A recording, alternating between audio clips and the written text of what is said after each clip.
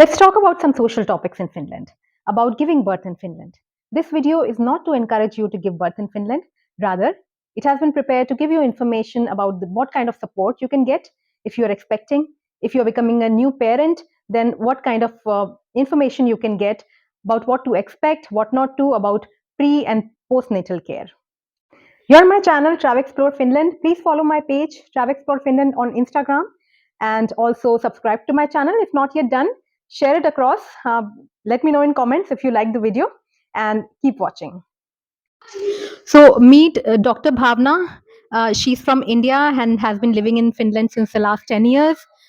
She is a working professional, full-time working professional, and also the Ayurvedic ambassador of India to Finland, and mother of two sweet kids. Hello, Dr. Bhavna, and welcome to Travel Explore Finland. Hello, Ruchika. Thank you for having me here. As soon as you discover that you're going to give birth in Finland, I'm sure you would like to know what is the process and what kind of support you can get from Finnish healthcare system.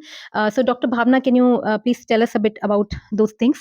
The first thing is to approach the neovula. So now, what is a neovula? Neovula is something like what we have a primary health center in India. You know that instead of going to the bigger hospital time and again, you go to a smaller place. And neovulas are based in every locality. So wherever you are based in that area, in the vicinity of 4 or 5 kilometers, all the moms and all the babies have a designated place when they go in their pregnancies and also after giving birth. That is the place you will be contacting. So this is the first place to notify. And the help that you get from the nubula is that all your checkups for your pregnancy, they will be completely free of cost, and they will be done at nubula. They will have your pregnancy test, and after that, follow-ups are depending on how the condition is progressing, every 2 weeks, every 1 month. And then depending on the monitoring, they will advise you how to move forward. It's a very nice concept here. Acha, what about the expenses during the whole journey, during pregnancy and then after birth? uh, if you are a resident of Finland, if you are entitled to any kela benefits, then it's completely free. So you get your kela card as soon as you are registered in the system. Now it also depends how you are coming from India, on which conditions your company is getting you from India. Like in some cases, people come on a type B permit, and on those scenarios, you don't get entitlement to kela right away in the first year. So if the family decides to have a child in that very first year without kela entitlement, they might have to go some to like Mahilainen or some other private clinic to have the tests. But delivery and everything after that is completely covered by the government. It's only till certain point of time that you might have to take the private insurances or go to Taravev Sasema or other kind of places. Yeah. And I've also heard that there are two ultrasound scans which are provided free of cost. And if you would like to get more, or maybe if the doctor recommends, then I don't know, then it has to be done privately. That's right, Ruchika. So there are two ultrasounds that the city provides free of cost. Plus, if the doctor recommends, I have also seen cases people getting more than two ultrasounds completely free of cost. And in any case, you can always approach AVA and Mahilanin. These are two private good hospitals which are good for mothers and the babies. And in addition to your pregnancy journey, of course, you might have to buy some folic acid and all those kind of prescriptions that you might get for iron or something. And they are on a subsidized rate if you have the Kela card. So those also you can use throughout the pregnancy. And once you have given the birth in the hospital, that is, I think per night you have to pay some 70 euros. So hospitalization charges. Hospitalization charges or the your stay or procedure, whatever. It might differ if there is a cesarean section, but there is not much of a difference on the type of the birth that you give. And also during the hospitalization, when you are there, whatever you get, the food for you and for your parent or somebody who's accompanying you, that is completely free. And the care is completely free. You get pediatric checkups also done for the neobola, for the baby in the in-house pediatrician hospital. So that is also free of cost. Benefits definitely depends upon the visa type that you're on. What kind of support do the mothers get before delivery and after delivery for child and mother care? What kind of support do we have here?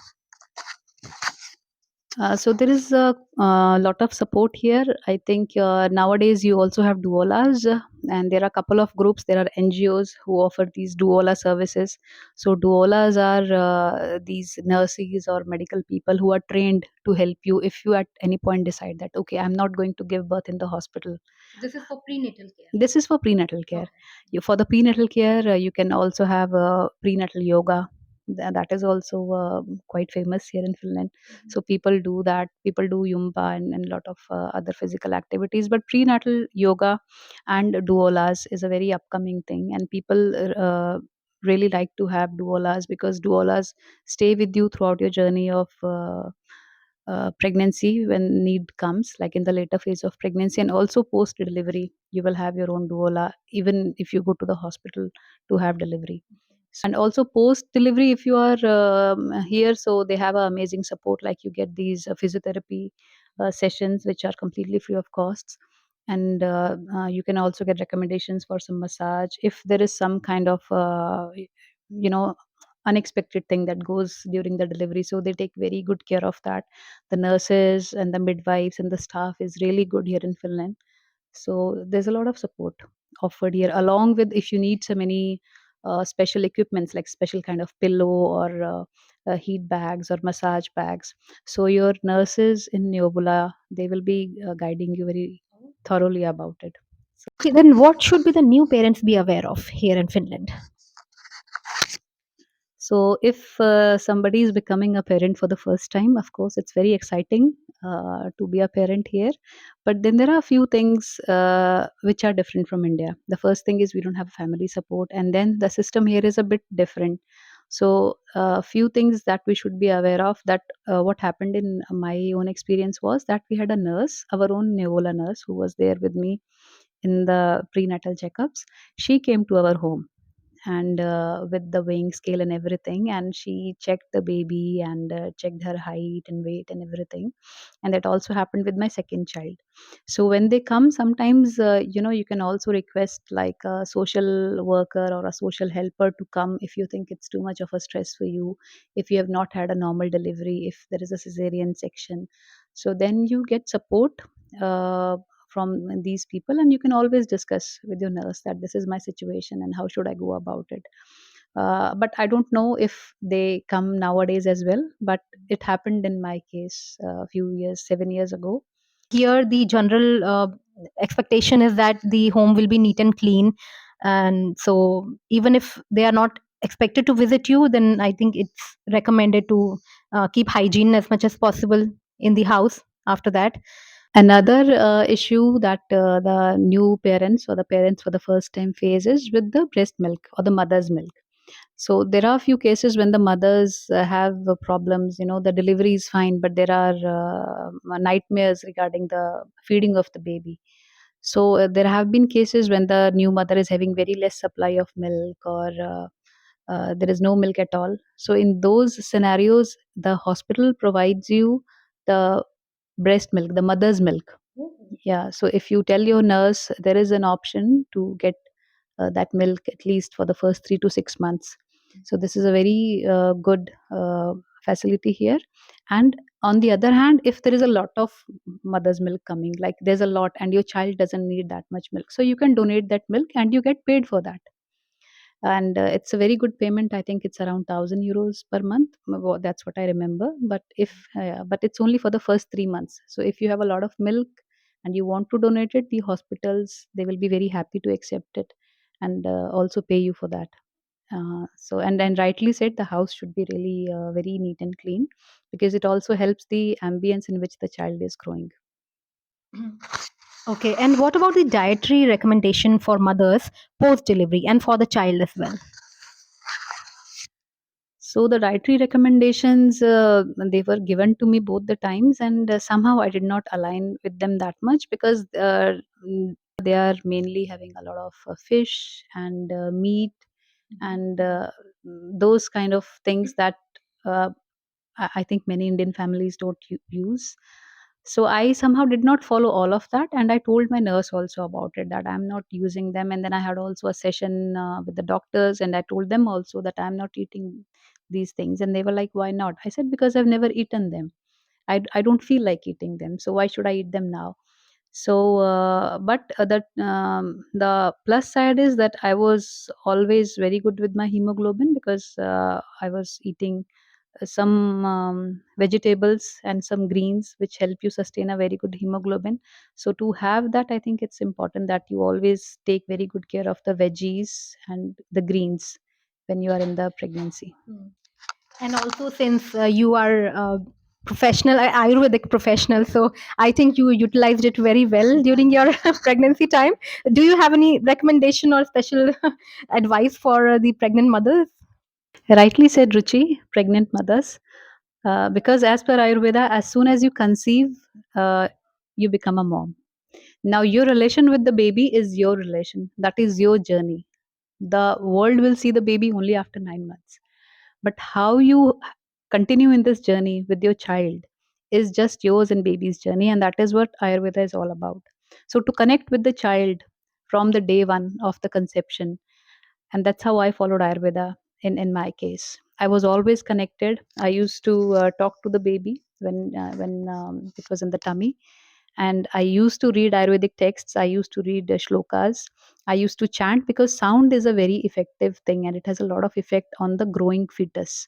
So sound, listening to mantras and shlokas, I think it really helps you. So sound therapy is one of the very effortless and easy therapy that must be followed. It's known as garbha sanskar in Ayurveda. So it must be practiced throughout, along with the diet and everything. So, and eating healthy, eating fresh foods, home cooked foods. So that is what I followed. And then I can give you the links also for the garbha sanskar, like what are the kind of things you should be doing. There is a regime which is different every month. So there are certain kind of practices and foods that need to be done in every month differently, every trimester, along with some yoga postures. So if you do that, you'll have a wonderful Ayurvedic baby. Okay, and here I've also heard that the expecting ladies are given a dietary recommendation, the full list, and I've also heard that it contradicts a bit with Ayurveda concepts. So, is that true? It's true. It's completely true, because I did not align with that list very much. Basically, whatever we do in India is quite Ayurvedic already. So just to continue that in a more healthier way, no fast foods, cook at home, and follow the Garbh Sanskar. That is what my recommendation would be. Okay, so what about the post delivery massage and what about the child care after delivery? Do we have any support from Neola from that?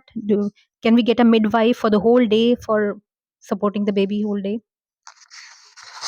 No, there is no help as such. After you've had the baby, like after you're discharged from the hospital and you are home, you're all by yourself. But you can have your douala if you have already had a douala. So your doualas can come and support you after the baby is home from the hospital. So the post natal phase is a bit of a journey which is different than from India, because India you have a lot of support. Here you don't have that kind of a support. If you want a massage, or if after a normal delivery, of course, after cesarean they won't allow you to do any kind of massage for I think 3 months. But if there is a normal delivery and there is a need for a massage, because there is a lot of body pain and everything, so you need to visit some place, some massage place or some Ayurvedic spa or something, and then they'll do nice massage. I got that done for myself also. It's very effective, but it's not like in India that somebody will come at home and they'll do your massage. It doesn't work like that here. So that's like a bit downside here, but otherwise it's really nice. But it's of course it would be a good idea to check in your circle, maybe in some social communities or regional communities, to check if there is any support available from them, whether paid or not. Any kind of support that you can get. Of course, it's a good idea to consult. And what about the financial impact? Whether the new mother was unemployed or was working? So you get a decent amount, depending if the Kela website has all the information, they keep on updating it. So if you're unemployed, you get a decent amount for the entire first year to take care of the baby at home. But once the child starts going to the daycare, this amount reduces. And other than that, of course, there's a monthly €100 that the Kela gives to the newborn till they turn 18 years of age. And what about the parental leaves, maternity and the paternity leaves? So there is a good amount of leaves that you get here from your employee, if and also the father gets a decent amount of leaves. But this information keeps on updating in the Kela's website. So And I've also heard that the parental leave that we get here can be distributed, can be donated by the father to the mother as well, so they can share those leaves. And what about the birthing options over here in Finland? So, birthing in Finland is a great country to have kids, to give birth. So, whenever a mom or a family is discharged from the hospital, they will give you a feedback form and you can write your feedbacks there. And Finland is such an amazing country that they will always implement those changes. I've seen mothers who have had diabetes, and it's very difficult for them to give birth, because when they are diabetic, and you are hungry and you are in labor pain and so on. So nowadays they have introduced certain kind of drinks that are given to you after the c-section, so that you don't feel uh, hungry. So I think that's a very nice thought. So whatever feedback you give, it's taken into consideration. And about the birth techniques, you can always discuss that with your midwife or your nurse, especially in the later trimester, in the last stage of the pregnancy. They will give you options. Uh, Giving birth in water is something I learned here in Finland, that okay, the Finnish women really like to explore the option of giving birth in water, in pools.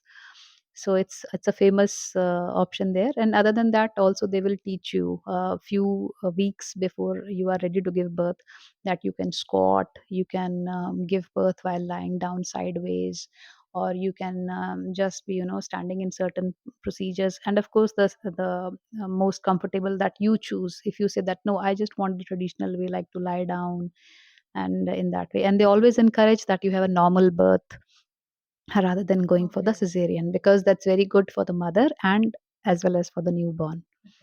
So, are there any charges applicable depending upon the type of birth technique that we choose?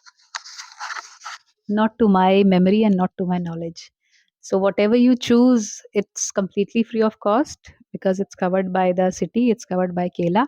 But then you have to intimate your nurse and the concerned hospital, wherever they are going to intimate it, that this is the technique that you wish to deliver your child with, because it could be possible that somebody has already requested a pool and there is no more place in that hospital.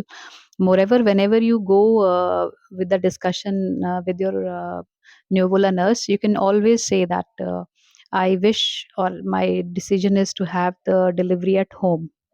So that is also one option. And if you decide that, then there is a different discussion about it. If you decide to have a baby in the hospital or the delivery in the hospital, you will also get a list of hospitals, that these are the option number 1, 2, 3, 4. So if you're based in, for example, Helsinki, you might get Naisten Clinica as the first option. The second option could be Yorvi, and the third option could be Porvo. That be prepared whenever the labor pain starts. If this hospital is full, because they have a certain capacity of beds that they can have. So if this hospital is full, you might have to go there. If Yorvi is also full, you might have to go to Porvo. So be prepared, just in case if you don't have a car. Dr. Bhavna, overall, what has been your experience like giving birth in Finland? My experience has been amazing. And Finland, I'm always indebted to Finland, because both my kids were born here. I became a mother here. One thing is, back then, 10 years back, I hope we have had these kind of YouTube channels and this kind of information that we are getting through you and, this big Indian community. So, this is one thing which did not exist back then, but it was a positive thing. So, I have a positive feedback. Thank you. Well, I think this is has been a very useful video, and we got a lot of useful advice from Dr. Bhavna. Thank you so much for being with us on Travel Explore Finland.